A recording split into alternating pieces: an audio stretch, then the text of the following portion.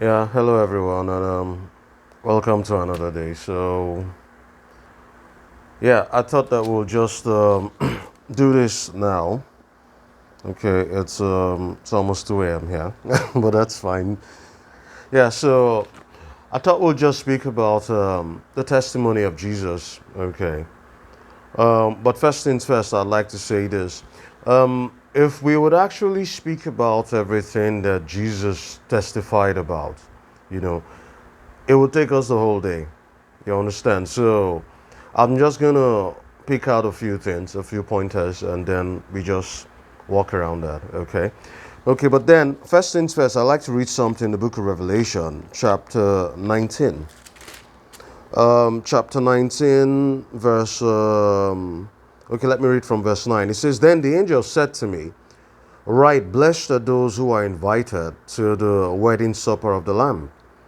And he added, "These are the words of the true God." It says that this, I fell at his feet to worship him. John said he fell at the feet to worship the angel who was showing him the things that were to come in the book of Revelation. He says, But he said to me, Do not do it. I am a fellow servant with you and with your brothers who hold to the testimony of Jesus. He says, Worship God. Then he says, For the testimony of Jesus is the spirit of prophecy. That's what the angel says. He says the testimony of Jesus, you understand. He says it's the spirit of prophecy. Now, what we are doing, we actually testifying, okay, to the things that Jesus said and the things that he put out there. That's exactly what we are doing. But let's talk about his own words now. You understand? But first things first, I'd like to read something from the book of Matthew chapter 10. Where is that? Verse 16. He said, Behold, I send you out as sheep amongst wolves. He says, Therefore be as wise as serpents, be as wise as snakes, and as gentle as doves. The NIV says, as innocent as doves. Okay, he says, I send you out as sheep amongst wolves, therefore be as wise as snakes and as gentle as doves. Why would he say that? We are the sheep, right? Being sent out amongst wolves. Who are the wolves? The wolves are not the people in the world and all of that. No. The wolves are the spirits, the fallen angels that rule this world. Those are the wolves that we've been sent out amongst, as sheep amongst wolves.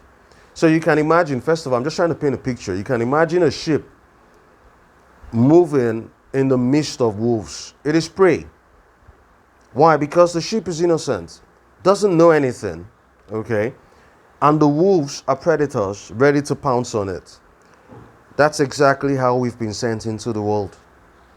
With this gospel, this testimony of Jesus, that's exactly how we've been sent.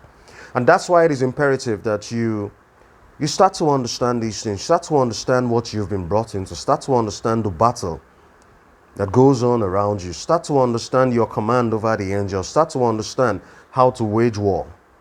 It's very important. I'm telling you, it's very, very important. But let's just talk about what Jesus' testimony is here. Okay, I'll just start from John, okay, chapter 8. Let's start from verse 12. It says, When Jesus spoke again to the people, he said, I am the light of the world. Now, I want to give you the background of this. This is supposedly at the temple, okay? It's a place of worship, and now he is testifying about himself there, okay? So he says, I am the light of the world. Whoever follows me will never walk in darkness, but will have the light of life. That's why you'd understand when he says in the book of Psalms that thy word is a lamp unto my path. That's exactly what he says. Why? Because we walk, the world is in darkness. It is the word of God. It is the word of Jesus that is the light through which we walk in this world. So he says, whoever follows me will never walk in darkness, but will have the light of life. It says the Pharisees challenged him. These are the preachers now, okay, and if we're going to use today's terminology, I'd say these are the supposed church leaders and all the big churches and all of that, okay. I would say that we can actually put that there. So it says, the Pharisees challenged him, here you are, appearing as your own witness. That's what they told him. Say, you are giving testimony about yourself. It says, you are appearing as your own witness. They said, your testimony is not valid. That's what they said to him, that his testimony, what he was speaking about himself, they said it wasn't valid. And Jesus answered, he says, even if I testify on my own behalf, even if I speak of, it's like the things I come and tell you guys, and I'm saying that, two major things, what I'm putting out there, Yahweh is the devil, that's number one, and Melchizedek is the priest of the Most High God. The Most High God is the King of Kings, and there are many other kings there, at least we know of 24 of them in the book of Revelation. These are all the things I'm talking about. Now, even if I testify by myself of the things I speak, my own testimony is valid. That's my point. Why? Because it's written. You understand? So it's not just me testifying now. I'm testifying to what has been written. But in Jesus' own case now, he was speaking with no reference that the people would understand. So let's just go on anyway. So he says, even if I testify on my own behalf, my testimony is valid. He says, for I know where I came from, and I know where I'm going to. He said, but you have no idea where I come from or where I am going. He says, you judge by human standards. I pass judgment on no one at all. I'm not condemning anybody. That's what he says. He says, I pass judgment on no one. He says, but even if I do judge, my decisions are right. He says, because I am not alone. I stand with the Father who sent me. Now, I'll just say this there. He was trying to get the people to understand something, that he wasn't alone. There was the Spirit of the Father was present with him at that moment, standing with him, just as I'm speaking to you now, and I say, oh, the Holy Ghost is present with me, and is also present with you who's listening to you. We are not alone. There is a Spirit with us. That's exactly what he was trying to tell the people. But they could not understand. They didn't have the capacity to understand what he was saying. Okay, but let's just go on. He says, my decisions are right. He says, because I am not alone, I stand with the Father who sent me. Then he says, in your own law. Why? Because Yahweh's law is not the law that he lives by. He didn't live by Yahweh's law. You understand? That law of sin and death. No, that was not the law Jesus lived by. No. He lived by the law of the Spirit of life.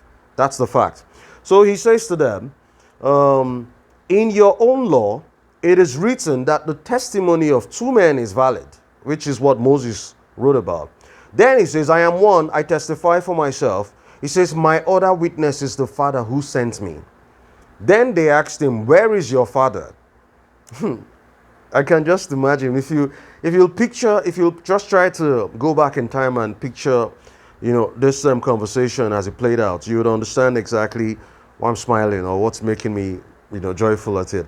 Because he was trying to let them know that there's a ghost with me, there's a spirit with me, but you don't know, you cannot see him, so you don't know.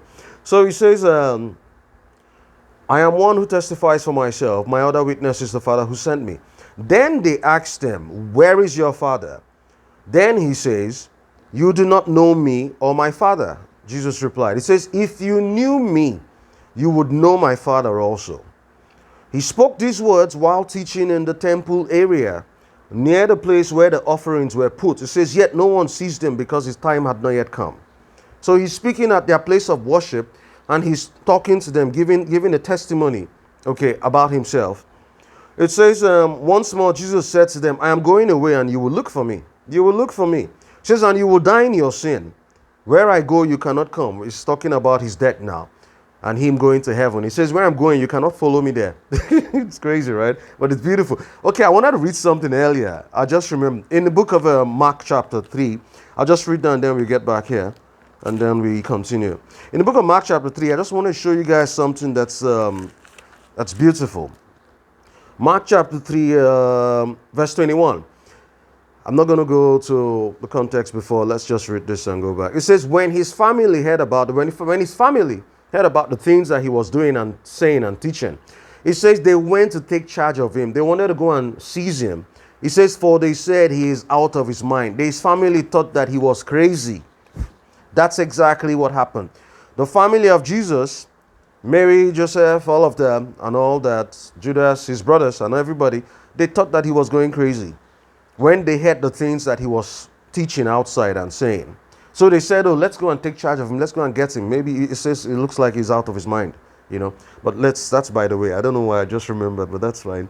Okay, let's just read this. Where was I? Yeah. It says, where I go, you cannot come.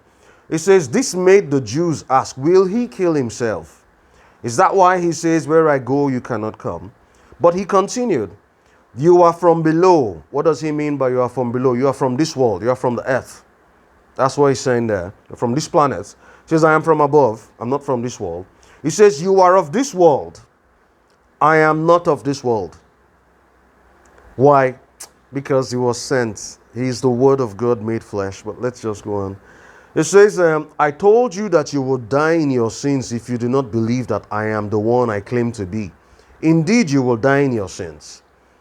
Then they said, who are you? They asked him, who are you? Then he says, just what I have been claiming all along. Just what I've been trying to tell you guys. Just what I've been trying to say. That is who I am. Then he says, I have much to say in judgment of you. He says, but he who sent me is reliable. And what I have heard from him, I tell the world. He says they did not understand that he was telling them about his father. Like I told you earlier on, they didn't understand. When he says, my father is with me, they didn't understand he was speaking about the spirit, an invisible presence. You understand? Whether you want to call it source, energy, whatever, it doesn't matter. That's what I'm talking about, okay? And so he says, they did not understand that he was telling them about his father. So Jesus said, when you have lifted up the Son of Man, then you will know that I am the one I claim to be. And that I do nothing on my own, but speak just what the Father has taught me. Who taught him? The Spirit taught him the words that he was talking about. The same way I come and I explain to you guys, okay, that it's like Paul wrote to the Galatians that the gospel that he preached to them was not taught to him by any man. He says neither did he learn it from any apostle, right? He says it was given to him by revelation from Jesus Christ. When I come and I tell you guys about the person of Melchizedek and I tell you about these things that the human eyes cannot see, yes, it is what I have been taught by the spirits, and you cannot learn this in colleges. That's the fact. I just want to put that out there. Why? Because the man without the spirit cannot receive the things that come from the Spirit of God, for they are spiritually descend. That's all. So let's just proceed. So it says, then you will know that I am the one that I claim to be, and that I do nothing on my own, but speak just what the Father has taught me. The one who sent me is with me. He has not left me alone, for I always do what pleases him. It says, even as he spoke, many people put their faith in him. Then to the Jews who had believed him, Jesus said, if you hold to my teaching, you are really my disciples. Then you will know the truth, and the truth will set you free. The truth will make you free. Why? Because humans are captives on earth. I've said that before. When he started his ministry, he quoted from Isaiah 61, right? It says, the Spirit of the Lord is upon me, for he has anointed me to preach good news to the captives, to set at liberty, freedom for the prisoners, right? That's it. So anyway, let's not digress. You can just go and read that on your own. So it says here, to the Jews who had believed him, Jesus said, if you hold to my teaching, you are really my disciples. Then you will know the truth, and the truth will set you free. They answered him, we are Abraham's descendants and have never been slaves of anyone. How can you say that we shall be set free? They even forget that they were slaves in Egypt, but doesn't matter. It says, Jesus replied, I tell you the truth. Everyone who sins is a slave to sin. Now, a slave has no permanent place in the family, but a son belongs to it forever. So if the son sets you free, you will be free indeed. I told you guys in the last video, right? Stay in the Christ, that's all. Stay at that level. If you move beyond that level, Paul's words will condemn you. Okay? So it says, if the son sets you free, you will be free indeed. He says, I know you are Abraham's descendants, yet you are ready to kill me. Yeah, because they had been plotting his murder. They had been plotting on how to get him murdered, right? He says, I know that you are Abraham's descendants, yet you are ready to kill me, because you have no room for my word. I am telling you what I have seen in the Father's presence, and you do what you have heard from your father. This is the testimony of Jesus. Then they said, Abraham is our father, they answered. And he said, if you were Abraham's children, then you will do the things Abraham did. As it is, you are determined to kill me, a man who has told you the truth that I heard from God. It says Abraham did not do such things. You are doing the things your own father does. Then they said, we are not illegitimate children. I like the way they protested. It's funny. It says we are not illegitimate children, they protested. The only father we have is God himself. And Jesus answered them, if God were your father, you would love me, for I came from God, and now I am here. It says, I have not come on my own, but he sent me. Why is my language? Why can't you understand what I am saying? He says, why is my language not clear to you? He says, because you are unable to hear what I say. Why? Because Yahweh's curse, from Isaiah chapter 6, Yahweh's curse is on the people till today. Till today. Yahweh's curse is on the people. When he says, go and make the eyes of these people dull, make their hearts dull, close their ears. He says, lest they see with their eyes, hear with their ears, understand with their hearts, and turn and be healed. Yahweh doesn't say, and I will heal them, because Yahweh is not the healer. But in Matthew chapter 13, from verse 13, Jesus says, in these people that do not hear, and in these people that do not see, he says, in them is fulfilled the prophecy of Isaiah. Yahweh's curse through Isaiah to the people is fulfilled in those who do not see and those who do not hear. That's what Jesus said. He says, lest they see with their eyes, hear with their hearts, understand with their hearts, and turn, and I will heal them. That's what Jesus says. So blessed are your eyes, for they see, and blessed are your ears, for they hear these things that we talk about. Because many prophets lived and hoped to see these things we talk about and hear these things we talk about, but they died without seeing it. That's the fact. And today, even today, many in the church are still blind. Their eyes are closed, their ears are closed, their hearts are without understanding, okay? And they still believe that Yahweh, the one who put a curse on them, they still believe that that is their father. It's terrible, I'm telling you, it's just terrible. Anyway, let's go on. So Jesus says, why is my language not clear to you? Why don't you understand me? He says, because you are unable to hear what I say. He says, you belong to your father, the devil, and you want to carry out your father's desire. I want to say something here. When most preachers hear us speak on these things, I don't know what's wrong with them. Anyway, that's why I said that their eyes are closed and their ears are closed and their hearts are closed. That's the truth. They come and they want to say that Jesus was telling them that they are worshiping it. Of course, yes, he was telling them they are worshiping the devil at the temple. That God who they served in that temple, he was letting them know that their father is the devil. But the preachers, I don't know what is wrong with them. When they read it, it's very plain. But I don't know why anyway, I shouldn't even say I don't know. I mean, Yahweh's curse is on them. So that's why. In them is fulfilled the prophecy of Isaiah. That's the truth. What we are talking about today, okay, it is still being fulfilled in those who cannot see and in those who cannot hear and in those who cannot understand the words that we are saying. Yahweh's curse through Isaiah, and that's the same curse that Yahweh starts the Quran with in Surah Al-Baqarah, chapter 2. Yahweh still repeats that same curse from Isaiah chapter 6, a direct quote from Isaiah chapter 6. Yahweh repeats it in the Quran, Surah Al-Baqarah chapter 2. That's the first book of the Quran, chapter 2. The curse is still alive in people. Jesus tells them here, you are of your father the devil. He says, and the desire of your father, that's what you want to carry out. It says he was a murderer from the beginning, not holding to the truth, for there is no truth in him. It says when he lies, when he speaks a lie, he speaks his native language. For he is a liar and the father of all lies. He says, yet because I tell you the truth, you do not believe me. He says, can any of you prove me guilty of sin? If I am telling the truth, why don't you believe me? He who belongs to God hears what God says. The reason you do not hear is that you do not belong to God. That's the fact. And it is a sad story, because that's the exact same thing that's going on in the churches today. From Rome to all the Protestant churches, name it, Orthodox, you just name it. It's the same thing that is going on today. They gather every Sunday and they worship Yahweh and they pray and they wonder why their prayers are not answered. Anyway, let's go. It says, the Jews answered him, are we not right in saying that you are a Samaritan and that you are demon possessed? But he's telling them the truth. They say he's possessed by a demon. I remember it was in 2004 that I had a very close friend tell me that I was possessed by a devil. It was crazy. And I was very hurt because I didn't expect that because I loved him as a brother, right? Yeah. And we were all churchgoers and all of that. That was 2004. And why did he say that? Because I was trying to explain to him the person of Melchizedek. And this is 2004. That's how many? That's 19 years ago. You can just imagine. You understand? I was trying to explain to him the person of Melchizedek. And he says, I'm demon possessed. And I said, why do you say that? He says, oh, because that's not what the pastor has said. Just imagine the rubbish that's going on in the churches.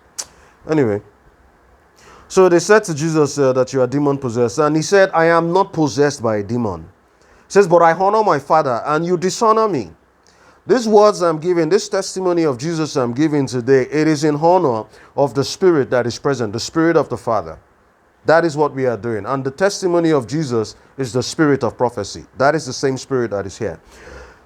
So he says, I'm not demon possessed, but I honor my Father and you dishonor me. I'm not seeking to glorify myself. He says, I'm not seeking glory for myself. But there is one who seeks it, the Father himself, and he is the judge. He says, I tell you the truth. If anyone keeps my word, he will never see death. That's what he says. But do you have the faith enough to believe it? Let's read something and then we'll come back here. I just want to read some. I just remembered. Let's read something from the book of Philippians. You know, it's beautiful. Where are you? Where are you, Philippians? Goodness, it doesn't take me this long to find it. Ephesians, Ephesians, Philippians, yeah. Okay, I want to read something. So I'll first of all read again what I said in John. Jesus says, if anyone keeps my word, he will never see death, right? But let's read something that Paul says, which is beautiful. You know, it's just beautiful. Where are you? It's just beautiful, I'll tell you. Okay, I'll start from here. It says, to me, it says to live is Christ and to die is gain. He says, if I am to go on living in the body, this will mean fruitful labor for me. He says, yet what shall I choose? I do not know. I do not know if I want to leave. I want to die and go, or I want to stay. If I stay, it's for your profit. I can teach you more and you can learn more. If I die, it's for my gain. That's what Paul is saying, right? He says, I desire to depart and be with Christ. I've been there. So I believe what Paul is saying because I've been there. That's the truth. He says, I desire to depart and be with Christ. And you know what takes you to this point is that you have understood beyond what the human eye can see. You understand? Your desire now, when Paul says, keep your mind, you know, let your mind be on the things in heaven and not here. Your desire has been transformed. You understand? And you look at being here as a waste of time. You know? Anyway, let's not go there. Let me just read what I want to say and let's go back to where we were. Where are you? I was looking for something here. That's why I came here. One moment. Just give me a moment. I know it offhand, but I don't want to read it offhand. I want to read it from the book. Where are you? One moment. Where are you?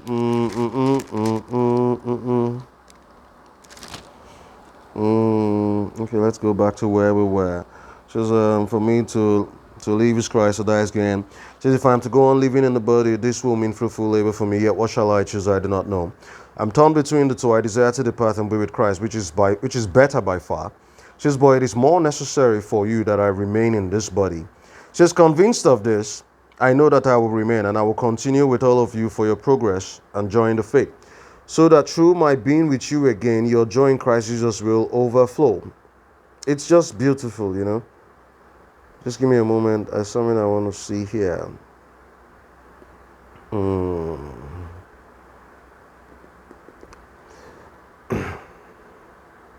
He says, but even if I am being poured out like a drink offering on the sacrifice and service coming from your faith, I am glad and rejoice with all of you. So you too should be glad and rejoice.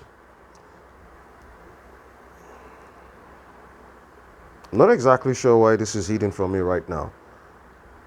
But I'll just tell you what he says there. It's in the book of Philippians. That's funny, right? I mean, I'm reading the books here and I can't even find it. But that's fine. He says that I may know him. He's speaking about, that's from the King James. That one, I have it in the back of my head, you know. He says that I may know him, okay, and the fellowship of his suffering. You understand? He says, if by any means I might attain to the resurrection of the dead. The reason why I'm mentioning this, why? Because we're reading from John, right? And Jesus says, whoever believes in me will never see death. The reason why I'm mentioning that, I just want you to understand the way Paul's mindset was.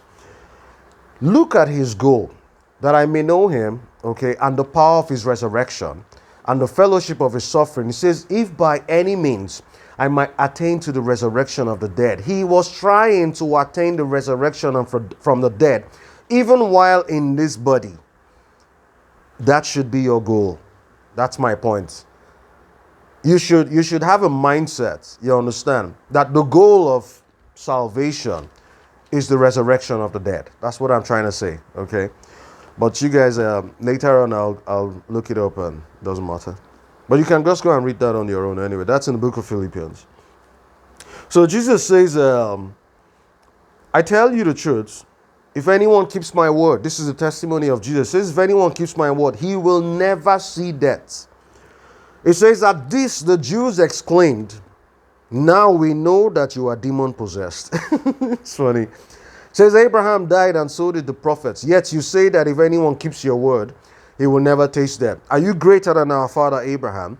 He died and so did the prophets. Who do you think you are? Yeah, that's how you get lots of them, most of the preachers and all of that. Yeah, they say, who do you think you are? Yeah. Oh, we know who we are. There's a ghost that's with us. We are not alone. It says, Jesus replied, if I glorify myself, my glory means nothing. He says, my Father, whom you claim as your God, whom you claim because it's not their God. Yahweh is the devil. That's the fact. It says, my Father, whom you claim as your God, is the one who glorifies me, though you do not know him. Okay? He says, I know him. If I said I did not, I will be a liar like you. He says, but I do know him and I keep his word. It says, your father Abraham rejoiced at the thought of seeing my day. He saw it and was glad. Then they said something. You are not yet 50 years old. The Jews said to him, and you have seen Abraham. Now, I just want to help you guys understand some of the background of this. When they say that you are not yet 50 years old, don't forget, these are people that knew him personally. I don't know where they got the story that Jesus was crucified at the age of 33. That's complete BS, complete rubbish. It's not even relevant. The people that knew him said to him, you are not yet 50 years old. That should tell you something. He was above 40. That's the fact, okay? But let's just go on. They said to him, you are not yet 50 years old. The Jews said to him, and you have seen Abraham. Then he says, I tell you the truth. Jesus answered, before Abraham was born, I am. He says that this, they picked up stones to stone him, but Jesus hid himself slipping away from the temple grounds. It's beautiful. Like I said, if we are going to be talking about the testimony of Jesus, we will spend all day talking about the testimony of Jesus. Every single thing that he said and that he taught. That is a testimony. He came and testified of himself. He was his own witness, and the ghost that was with him was his other witness. But the people did not understand the words he was trying to explain to them. Even though he told them plainly, he said to them, in your own law, it is written, the word of two people are valid, right? And he says, I testify for myself, and the spirit of my Father who is with me is my second witness. But they could not understand it. Why? Because, like Paul says in the book of Corinthians, 1 Corinthians chapter 2, he says that the man without the spirit cannot receive the things that come from the spirit. He said, neither can he understand them. He says, for they are spiritually discerned, they are spiritually understood. So these things I'm trying to tell you guys today, okay, the testimony of Jesus, believe in him. Have a goal. Have a goal. Have a goal. It's salvation is not for you to get saved and you're just here and you just live your life and you think it's all okay. No, it's not all okay. You've been sent out as a sheep amongst wolves. The wolves are around you. The spirits, the angels who rule this world, they are the wolves that we've been sent out amongst as sheep. You understand? So you need an awareness. Start to practice a consciousness, knowing that you are not alone. The Spirit of the Father is present with you. Always. Now and always. If you believe, I'll tell you guys something. I think I mentioned this in one of our videos. I had a back issue. That was when, I think it's almost 2 years now. I can't remember. And what happened was odd because I was asleep and I got hit in the back by a spirit. And I woke up as it hit me, I woke up. And I was mad, and I just commanded the spirit of get out from here, like that. And after that, I started having back aches for like, happened for almost 2-3 months, you understand? And I was getting tired of it, and I was getting upset about it. I was asleep one day quietly, and I woke up from a forward jerk. Okay, I was sleeping on my right side. I felt a hand in front of me and a hand behind me that pushed my back, and I woke up with that sound cracking on my back. And since then, it's been okay. I'm trying to tell you that there is a divine life that is present. That is present in you. This ghost is just there. That's my point, okay? This is the testimony of Jesus. And I want you to keep that in mind, okay? Go and read the books on your own and, try to understand. You can use our videos as a reference to guide you, okay? And try to understand better. Try to just get better at it. That's all. I mean, you've got nothing to lose. That's the fact. You've got nothing to lose. Nothing to lose. Instead, you've got everything to gain. You understand? So, I think we'll leave it at that, and then we'll probably drop another one sometime soon. Okay? So you guys take care, and God bless you, and I'll see you again. It's past my bedtime, but it's fine. Okay, I don't have a bedtime actually. Okay, but that's fine. So you guys take care, and I'll see you again soon. Okay, God bless you, and ciao. See ya. Bye-bye.